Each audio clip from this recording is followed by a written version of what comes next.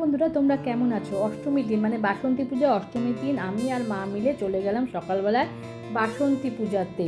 কোথায় গেলাম? শাহপুর ভারত সেবাশ্রমের সঙ্গে। তো মা বললো যখন যাচ্ছি সবার আগে গঙ্গা পূজা কর। তো মাই সব গুছিয়ে দিয়েছিল, দেখো মা সুন্দর করে সব গুছিয়ে দিয়েছে, সমস্ত কিছু গুছিয়ে দিল, বলে গঙ্গাকে আগে দিয়ে তারপরে আশ্রমে যাব। তো তাই করলাম, মায়ের কথা মতো মাকে সন্তুষ্ট করলাম।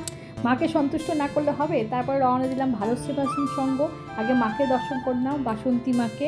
তো যাই হোক, মায়ের তো ভক্তি, আমার মায়ের ভক্তির তো তুলনা হয় না, অতুলনীয়।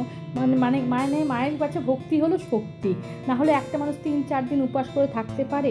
মা প্রত্যেকটা ঠাকুরের কাছে যাচ্ছে, ফুল দিচ্ছে। প্রথমে আমাদের গুরু মহারাজকে ফুল দিল, তারপরে শিবের মাথায় দুধ, গঙ্গাজল, ঘি, মধু যা হয় সব দিয়ে পূজা করলো। আমিও দিয়েছি, কিন্তু আমার ক্যামেরাটা আর কে করে দিবে বলো।